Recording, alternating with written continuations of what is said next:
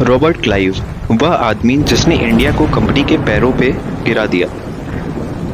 कभी आपने सोचा है, एक ऐसा आदमी जो बचपन में लड़ाइयों से भागता था, जीवन में कुछ भी करने से नाकाम था, यही व्यक्ति एक दिन इंडिया की किस्मत बदल देगा। साल था 1744। एक 19 साल का लड़का नाम रॉबर्ट क्लाइव इंडिया आया। न राजा न सैनिक, बस एक क्लर्क।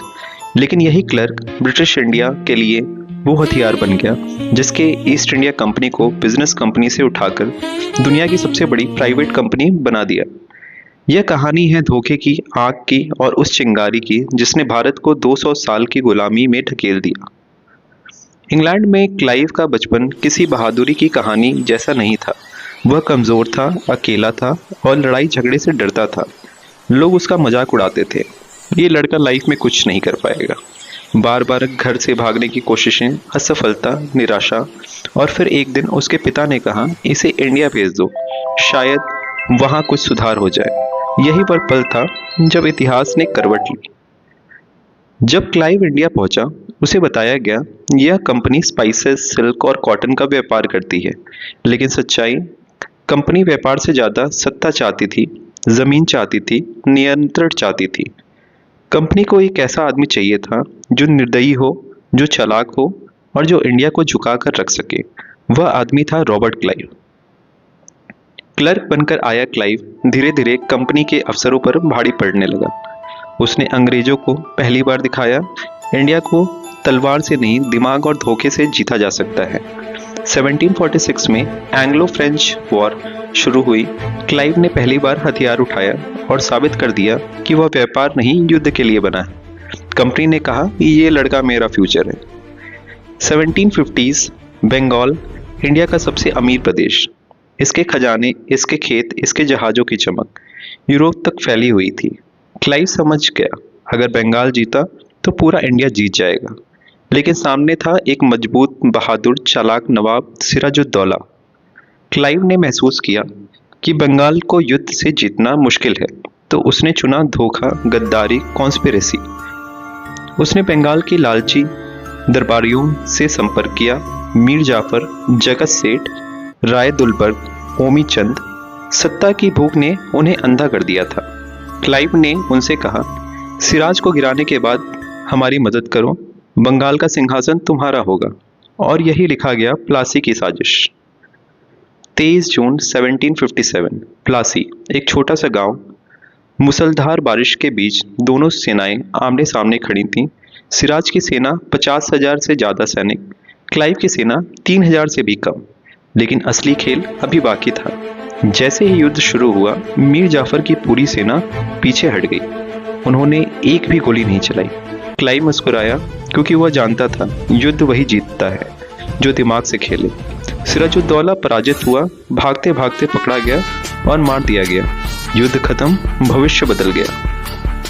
क्लाइव और कंपनी ने बंगाल को ऐसे लूटा जैसे कोई वीरान शहर से सोना निकालता। नवाब का खजाना, सिक्के, हीरे, सोना, जवाहरात सब लंदन भेज दिया गया। इतना धन आया कि क्लाइव को इंग्लैंड ने कहा, the richest man in Europe. लेकिन वह धन नहीं था, वह इंडिया का खून था। प्लासी जीतने के बाद कंपनी ने क्लाइव को गवर्नर ऑफ बंगाल बना दिया। अब वह राजा जैसा था, बिना ताज के, बिना सिंहासन के, लेकिन असली शक्ति उसके हाथ में थी। मीर जाफर को गद्दी दी गई, फिर हटाया गया, फिर मीर कासिम को बैठाया गया। क्लाइव का नियम सरल था, जो कंपनी के लिए फायदेमंद वही नवाब। इंडिया के इतिहासकार ने पहली बार एक विदेशी कंपनी एक पूरे प्रदेश की किस्मत तय कर रही थी। मीर कासिम ने कंपनी की लूट रोकने की कोशिश की। उसने कहा, इंडिया मेरा है, कंपनी का नहीं। कंपनी भड़की, क्लाइव नहीं था, लेकिन उसकी बनाई हुई व्यवस्था थी। और वहीं शुरू हुआ battle of Buxar 1764। Battle of Buxar 1764 हुआ। मीर कासिम, शाह आलम द्वितीय और सिराजुद्दौला मिलकर कंपनी के खिलाफ लड़े, लेकिन कंपनी की मॉडर्न मिलिट्री ट्रेनिंग और डिसिप्लिन ने उन्हें हरा दिया। इस जीत ने कंपनी को भारत का ऑफिशियल रूलर बना दिया। 1765 में क्लाइव दोबारा इंडिया लौटा। इस बार वह सिर्फ सैनिक नहीं था, वह था कंपनी का काला बादशाह। उसी साल मुगल एम्परर शाह आलम सेकंड ने कंपनी को दे दिया दीवानी राइट्स, यानी रेवेन्यू कलेक्शन का अधिकार। अब कर वसूलने का पूरा अधिकार कंपनी के पास था और यही भारत की आर्थिक रीढ़ टूट रही।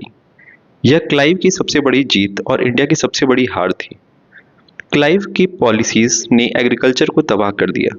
जबरन रेवेन्यू कलेक्शन, डबल टैक्सेस, किसानों की जिंदगी नरक बन गई। कुछ ही वर्षों में आ गया बंगाल फैमाइन 1770। यह फैमाइन कंपनी के अत्याचार का नतीजा था। चावल गायब, अनाज गायब, हजारों गांव खाली, मिलियन लोग खुशी से मर गए, लेकिन कंपनी का खजाना पहले से ज्यादा भरा। क्लाइव इंग्लैंड लौट आया। दौलत थी, शोहरत थी, लेकिन दिल में अपराध बोश। पार्लियामेंट ने उस पर करप्शन और लूट के आरोप लगाए। वह टूट गया, मानसिक रूप से बिखर गया। 1774 में 49 साल की उम्र में रॉबर्ट क्लाइव ने अपनी जान ले ली। उसका अध्याय खत्म हुआ, लेकिन इंडिया की गुलामी शुरू हो चुकी थी। क्लाइव मर चुका था, लेकिन उसकी बनाई नींव पर ब्रिटिश एम्पायर खड़ा हुआ। कंपनी की आर्मी 2 लाख से ऊपर हो गई। लैंड रेवेन्यू पूरा कंपनी के हाथ में था। इंडिया के रूलर कंपनी के कर्मचारी बन चुके थे। क्लाइव ने यह आग लगाई जिससे इंडिया को 2 सदियों तक जलाया। रॉबर्ट क्लाइव को इतिहास एक हीरो नहीं मानता। वह एक मास्टर मैनिपुलेटर, एक रूथलेस स्ट्रैटेजिस्ट और सबसे बढ़कर एक ऐसा व्यक्ति था जिसने इंडिया को कंपनी की बोली लगाने वाली वस्तु बना दी थी। प्लासी की लड़ाई, बक्सर की हार, दीवाने की शुरुआत, बंगाल फैमाइन, इन सब के पीछे एक ही नाम था, रॉबर्ट क्लाइव। उसका एक फैसला इंडिया को 200 साल की गुलामी में धकेल दिया। और यह कहानी हमें याद दिलाता है, कभी कभी एक अकेला इंसान पूरे राष्ट्र की किस्मत बदल देता है।